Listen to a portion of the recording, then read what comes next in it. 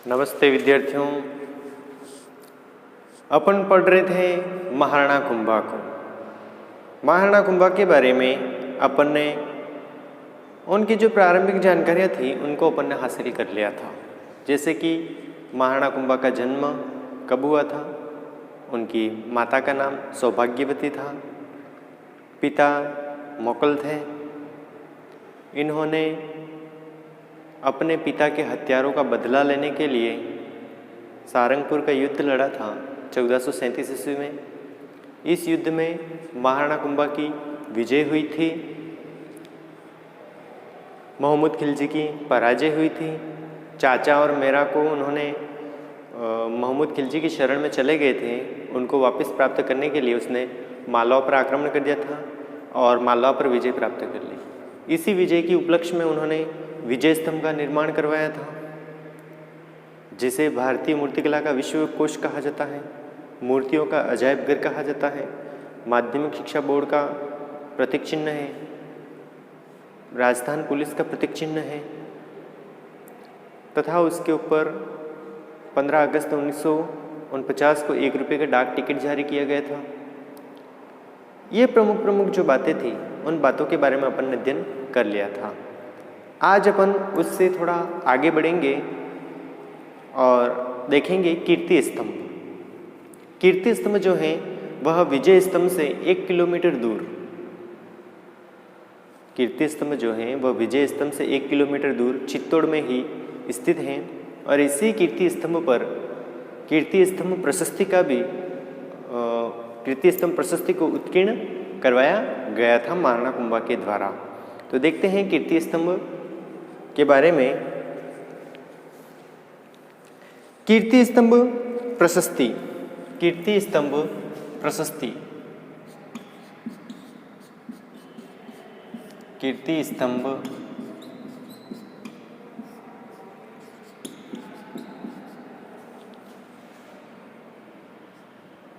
प्रशस्ति। कीर्ति स्तंभ प्रशस्ति, कीर्ति स्तंभ प्रशस्ति के बारे में। कीर्ति स्तंभ प्रशस्ति, ये जो कीर्ति स्तंभ प्रशस्ति है, इस कीर्ति स्तंभ प्रशस्ति का निर्माता जो था वह एक जैन व्यापारी था। किसका? कीर्ति स्तंभ जो प्रशस्ति है उसके जो निर्माता हैं वह एक जैन थे। कौन थे? जिसका नाम था जीजा। क्या नाम था? जीजा था। इसके जो रचनाकार हैं, किसके? कीर्ति स्तंभ प्रशस्ति के जो रचनाकार हैं वो महर्षि अत्रि हैं। महर्षि अत्रि हैं इसके रचयिता या रचनाकार। किसके? कीर्ति स्तंभ प्रशस्ति के रचनाकार हैं महर्षि अत्रि। तथा महर्षि अत्रि की मृत्यु के बाद में उनका जो बेटा है महेश भट्ट, उनका एक बेटा है महेश भट्ट। उस महेश भट्ट ने 1460 ईस्वी में इसका पूर्ण निर्माण किया था। किसका? कीर्ति स्तंभ प्रशस्ति का पूर्ण निर्माण किसने किया था? उनके पुत्र महेश भट्ट ने पूर्ण किया था। तो आप लिख सकते हो कीर्ति स्तंभ प्रशस्ति। कीर्ति स्तंभ प्रशस्ति के जो निर्माता है या निर्माण, ये किसने करवाया था? ये करवाने वाले व्यक्ति हैं जीजा। क्या नाम है इसका? जीजा। ये कौन है? जैन व्यापारी है। कौन है? जैन व्यापारी। कीर्ति स्तंभ प्रशस्ति का निर्माण किसके शासनकाल में हुआ है? महाराणा कुंभा के शासनकाल में हुआ है। रचनाकार, रचनाकार, रचनाकार, रचनाकार है महर्षि अत्रि। कौन है? महर्षि अत्रि। ये महर्षि अत्रि हैं। इन्होंने इसकी रचना की है। किसने? महर्षि अत्रि ने। महर्षि अत्रि की जो मृत्यु हो जाती है इसके बीच में ही, तो इनका एक पुत्र होता है जिसका नाम है महेश भट्ट। महेश भट्ट ने पूर्ण की। महर्षि अत्रि की मृत्यु के बाद, महर्षि अत्रि की मृत्यु के बाद उनके पुत्र महेश भट्ट ने, उनके पुत्र महेश भट्ट ने इसका निर्माण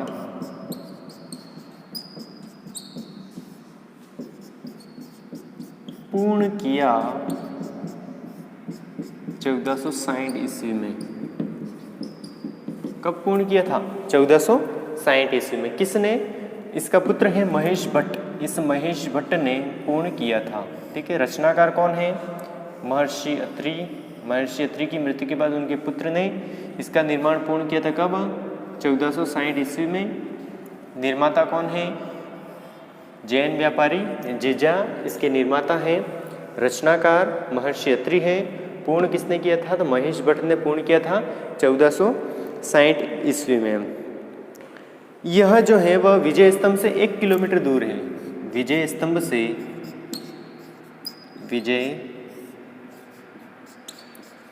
से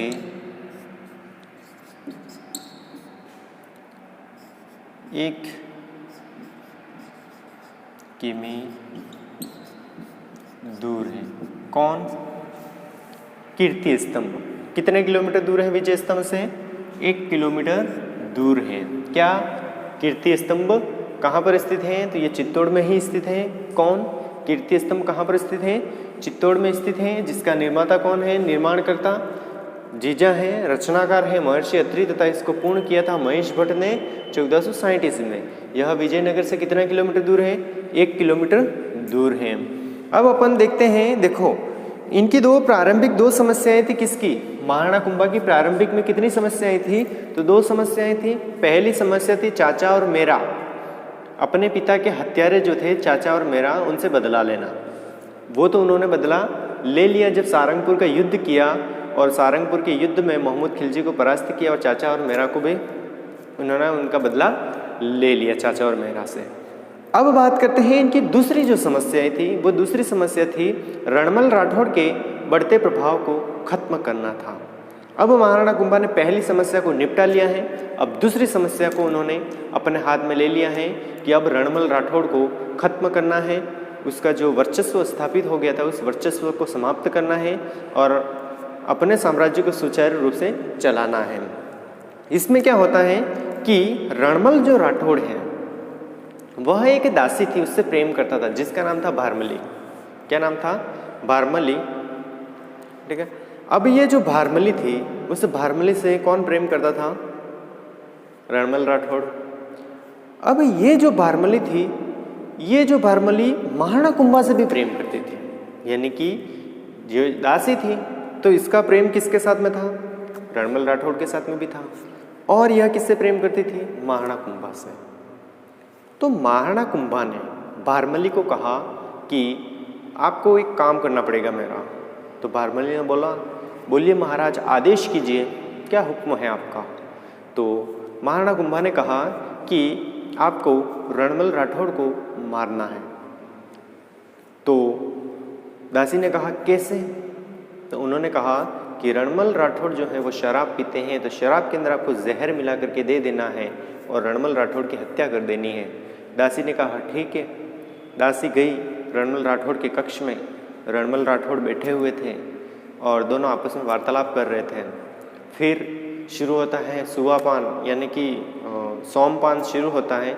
अब सोमपान के अंदर उन्होंने शराब के अंदर जहर मिला दिया और रणमल राठौड़ को प्रेम से पिला दिया।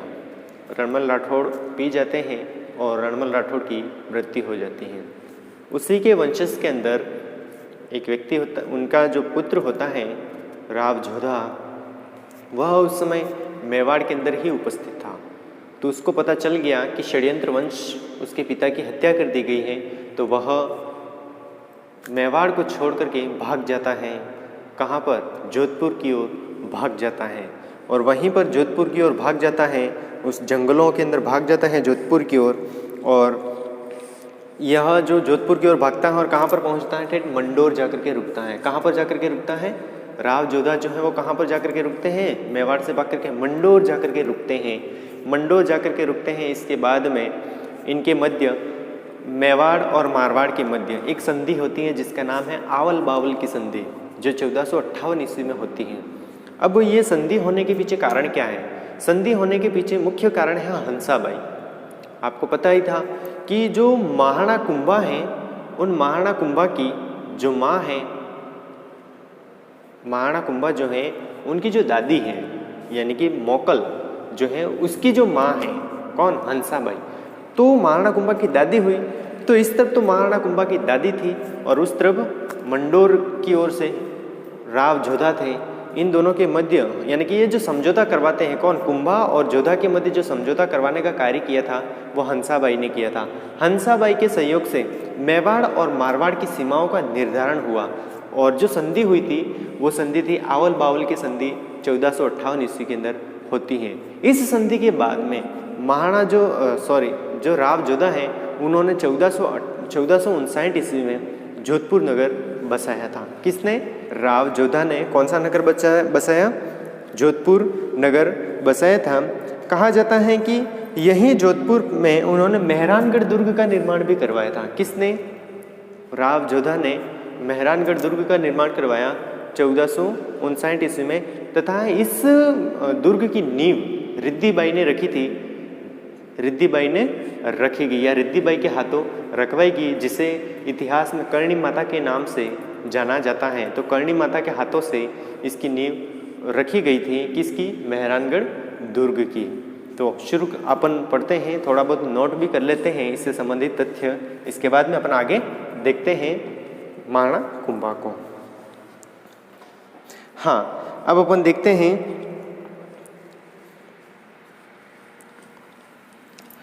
आपने इसे नोट कर लिया होगा, मैं एक बार इसे मिटा देता हूँ, फिर अपन आगे बढ़ते हैं कि रणमल राठौड़ को किस प्रकार से महाराणा कुंभा जहर प्रदान करते हैं और उसकी हत्या करवा देते हैं।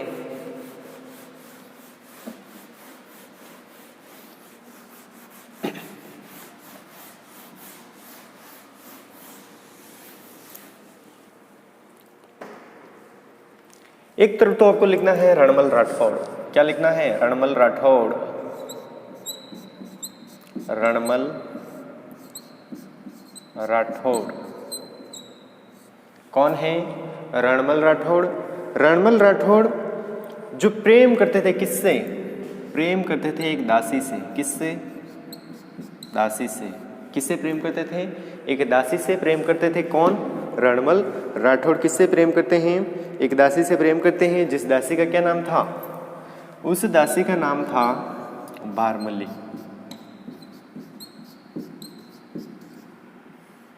ये जो बारमली है वो किससे प्रेम करती थी, कुंभा से। किससे प्रेम करती थी, कुंभा से प्रेम करती थी। कौन, बारमली। रणमल राठौड़ दासी बारमली से क्या करते थे, प्रेम करते थे। और दासी बारमली जो है वो किससे प्रेम करती थी, महाराणा कुंभा से प्रेम करती थी।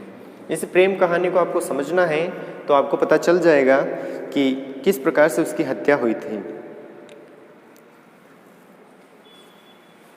देखो, महाराणा कुंभा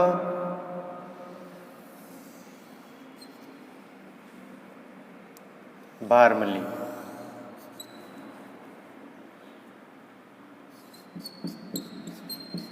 बारमली से प्रेम करते थे। कौन, महाराणा कुंभा। किससे प्रेम करते थे, बारमली से। और बारमली किससे करती थी, महाराणा कुंभा से। अब अपन देख लेते हैं कि ये जो रणमल राठौड़ है, कौन, रणमल जो राठौड़ है वह किससे प्रेम करता था, रणमल राठौड़ जो है वह किससे प्रेम करता था, बारमली से। किससे प्रेम करता था, बारमली से। इसको अच्छे से समझ लेते हैं अपन।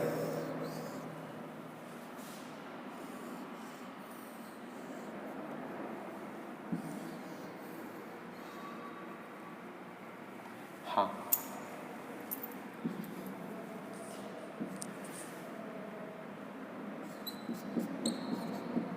बारमली से प्रेम कौन करता था, रणमल राठौड़। किससे प्रेम करता था, बारमली से। बारमली किससे प्रेम करती थी, महाराणा कुंभा से। यहाँ तक कहानी आपको स्पष्ट समझ में आ गई। अब क्या होता है कि रणमल राठौड़, ये जो महाराणा कुंभा है, महाराणा कुंभा ने क्या कहा, किससे, बारमली से। क्या कहा कि रणमल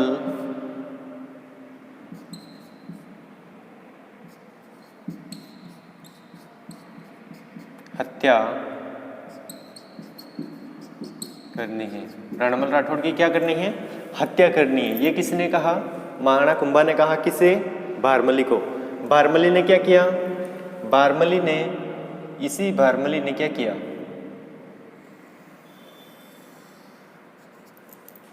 शराब में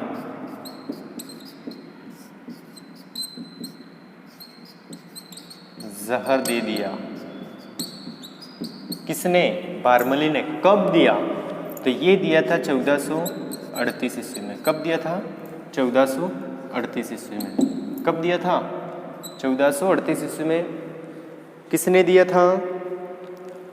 तो जहर दे दिया था बारमली ने। किसने दिया था? बारमली ने जहर दे दिया था। आपको ये डायग्राम समझ में आया या नहीं आया? नहीं आया हो तो एक बार पुनः देख लेना। ये है रणमल राठौड़। रणमल राठौड़ के प्रभाव को खत्म करना चाहते थे कौन? महाराणा कुंभा। महाराणा कुंभा ने एक योजना बनाई कि इसको किस प्रकार से खत्म किया जाए। तो उन्होंने योजना बनाई कि ये जो रणमल राठौड़ है वह एक दासी से प्रेम करता था जिसका नाम क्या था? बारमली। और बारमली किससे प्रेम करती थी? महाराणा कुंभा से प्रेम करती थी। महाराणा कुंभा ने बारमली से कहा कि रणमल राठौड़ की हत्या करनी है, यानी कि आदेश दे दिया। किसकी? रणमल राठौड़ की हत्या करनी है। किसको आदेश दिया? बारमली को। बारमली ने क्या किया? ठीक है महाराज। तो इसने 1438 ईस्वी में शराब में जहर दे दिया। किसे? रणमल राठौड़ को। रणमल राठौड़ की मृत्यु हो गई। जब रणमल राठौड़ की मृत्यु हो जाती है तो उसका जो वंशज था, किसका? रणमल राठौड़ का जो वंशज था, कौन? वंशज। इनका वंशज है जिसका नाम क्या है? राव जोधा। वंशज राव जोधा।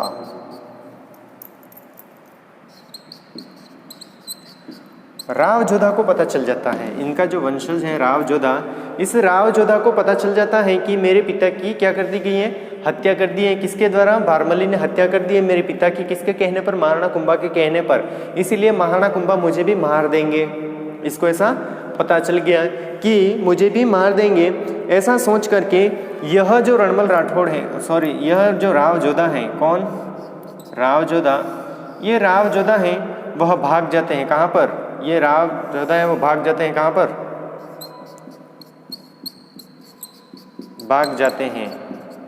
कहाँ पर? मंडोर। कहाँ पर भाग जाते हैं? मंडोर भाग जाते हैं। कौन? भाग जाते हैं। कहाँ पर? राव जोधा मंडोर भाग जाते हैं। मंडोर जाने के बाद में इनके मध्य आवल बावल की संधि होती है। लेकिन उससे पहले देखते हैं ये मंडोर चले जाते हैं और वहाँ जाकर के क्या करते हैं? जोधपुर की स्थापना की। किसकी स्थापना की? जोधपुर की स्थापना की। किसने? राव जोधा ने। कब की? 1459 ईस्वी में। साथ ही इन्होंने क्या किया?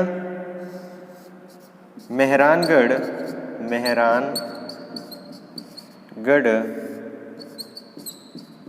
दुर्ग की नींव रखी। कब? 1459 ईस्वी में। कौन से दुर्ग की नींव रखी? मेहरानगढ़ दुर्ग की नींव रखी, या मेहरानगढ़ दुर्ग की नींव रखी। नींव किसने रखी? तो नींव रखने वाली है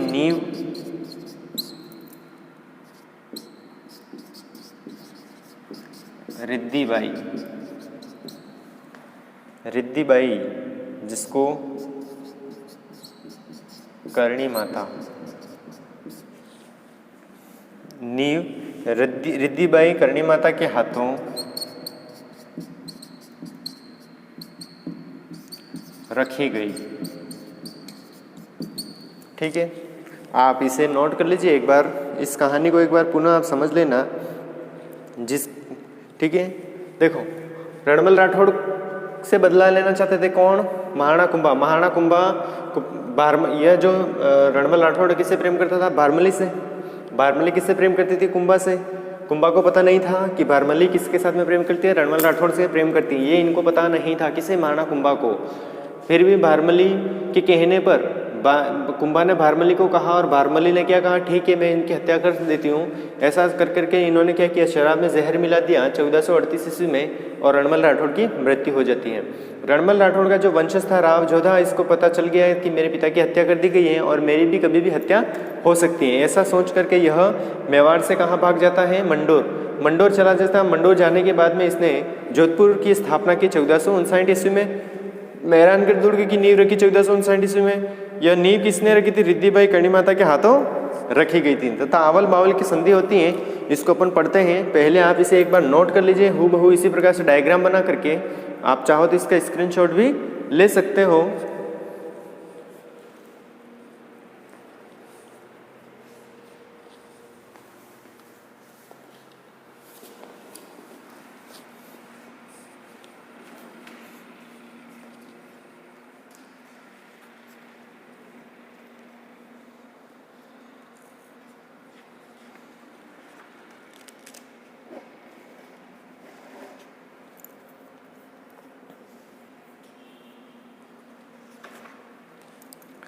हाँ, आपने इसे नोट कर लिया होगा। अब मैं इसे मिटा देता हूँ ताकि अपन आगे बढ़े।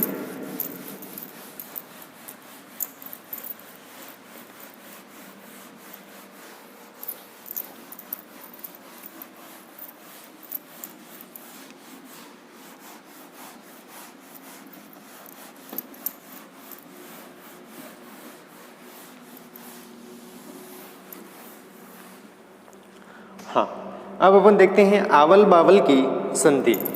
कौन सी संधि, आवल बावल की संधि। आवल बावल की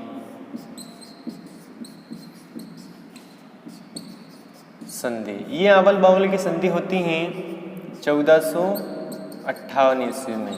कब होती हैं, 1458 ईस्वी में।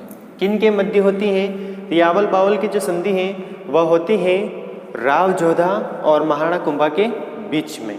किसके बीच में होती है, राव जोधा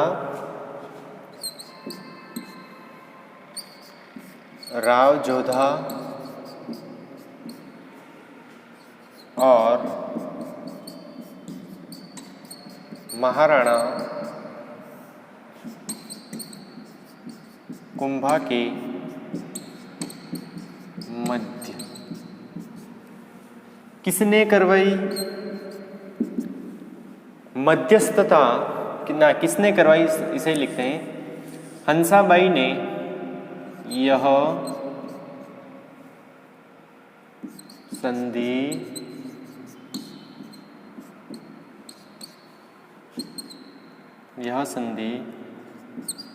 हंसाबाई के सहयोग से हुई। किसके सहयोग से हुई, हंसाबाई के सहयोग से हुई। इसमें क्या निर्धारित किया गया, मेवाड़ और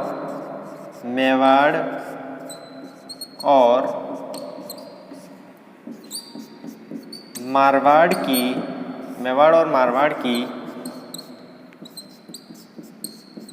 सीमाओं का निर्धारण,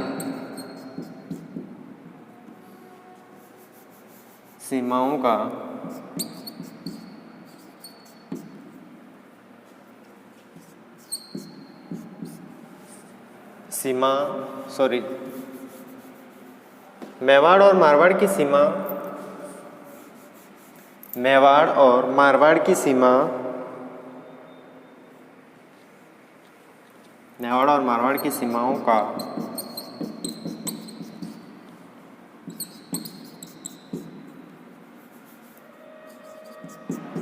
निर्धारण किया गया। मेवाड़ और मारवाड़ की सीमाओं का निर्धारण किया। कौन सी संधि के तहत, आवल बावल की संधि कब हुई, 1458 ईस्वी में। किसके मध्य हुई थी, राव जोधा और मारवाड़ के महाराणा कुंभा के मध्य हुई थी। यह संधि किसने करवाई थी, तो हंसाबाई के सहयोग से हुई थी यह संधि। इस संधि में क्या किया गया, तो मेवाड़ और मारवाड़ की सीमाओं का निर्धारण किया गया। इतना आपको समझ में आ गया होगा। आप इसे एक बार नोट कर लीजिए।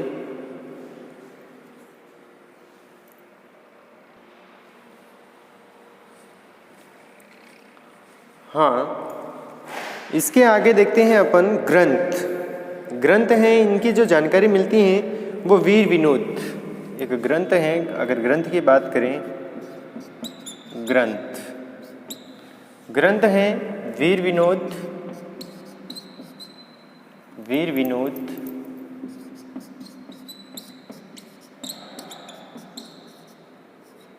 वीर विनोद लेखक हैं इसके श्यामल दास। कौन है? श्यामल दास।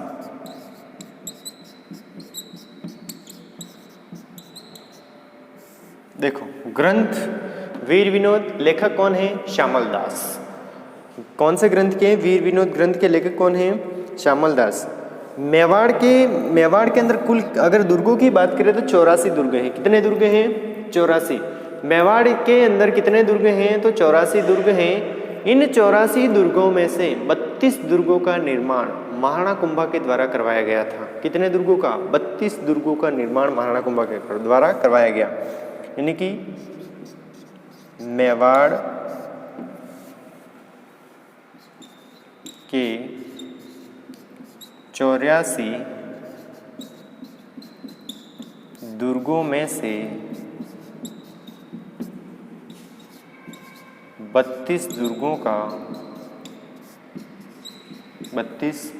का निर्माण महाराणा कुंभा ने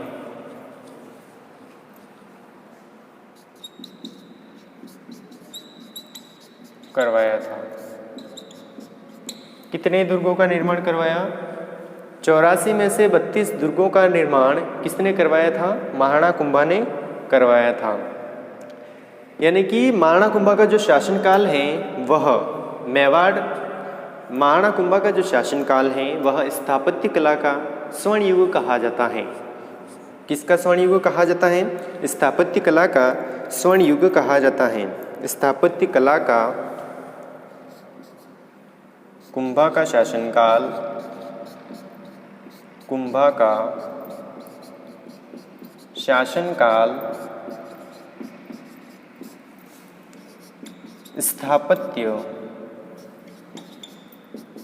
स्थापत्य कला का स्वर्ण युग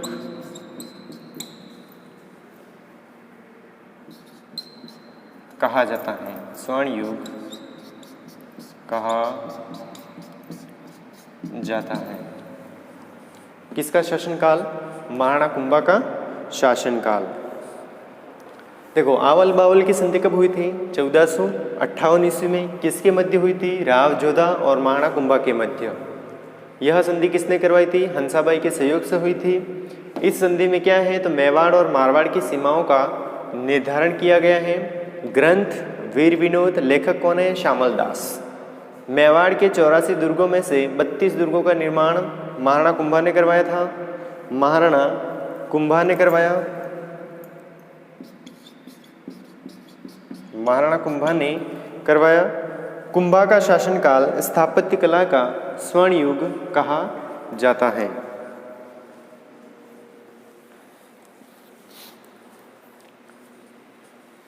प्यारे विद्यार्थियों, आप इसे नोट कर लीजिए। आप चाहो तो इसका स्क्रीनशॉट भी ले सकते हो। इसके बाद में अपन देखेंगे कि महाराणा कुंभा ने कुंभलगढ़ दुर्ग का निर्माण करवाया था। वही कुंभलगढ़ दुर्ग जो एक पहाड़ी पर स्थित है। कुंभलगढ़ दुर्ग एक पहाड़ी पर स्थित है। यह जो दुर्ग है वह, इसके चारों ओर एक परकोठा बना हुआ है। वह 36 किलोमीटर के क्षेत्र के अंदर बना हुआ है। कितने? 36 किलोमीटर लंबी दीवार है कुंभलगढ़ दुर्ग के चारों ओर। कितने किलोमीटर? 36। यह विश्व की दूसरी महान दीवार कही जाती है। पहली तो चीन की है, दूसरी महान दीवार अगर कही जाए तो वह है कुंभलगढ़ दुर्ग के चारों ओर जो परकोठा बना हुआ है, वही परकोठा दूसरी दीवार माना जाता है, क्योंकि इसकी जो लंबाई है वह 36 किलोमीटर है। यह काफ़ी बुलंदी पर स्थित दुर्ग है। इस दुर्ग के अंदर एक कटारगढ़ है। कौन से दुर्ग के अंदर? इसी दुर्ग के अंदर एक कटारगढ़ है। बादल महल के अंदर एक कटारगढ़ है और कटारगढ़ के अंदर जूनी कचेरी और रानी कचेरी 2 कचेरियाँ भी स्थित हैं। तो जो बादल महल है या जो कटारगढ़ है उसको मेवाड़ की आंख कहा जाता है। कटारगढ़ को क्या कहा जाता है? मेवाड़ की आंख कहा जाता है। वहाँ से संपूर्ण मेवाड़ क्षेत्र पर निगरानी रखी जाती है, ऐसा कहा जाता है। ठीक है। अबुल फजल ने एक इतिहासकार है अबुल फजल या ग्रंथ लेखक हैं अबुल फजल, जिन्होंने कहा है कि इस दुर्ग को देखते हैं, अगर इस दुर्ग को अपन देखते हैं तो अपने सर की जो पगड़ी है वह नीचे गिर जाती है, यानी कि काफ़ी बुलंदी पर ऊंचाई पर स्थित है। अगर नीचे से अगर देखें तो अपनी गर्दन पूरी अपन को ऊंची करनी पड़ती है, जिसकी वजह से अपने सर पर जो पगड़ी है वह भी गिर जाती है। प्यारे विद्यार्थियों, आज के लिए इतना ही। आपको यह वीडियो कैसा लगा कमेंट्स करके बताइए। वीडियो अच्छा लगे तो लाइक भी कीजिए तथा साथ में शेयर भी कीजिए। धन्यवाद।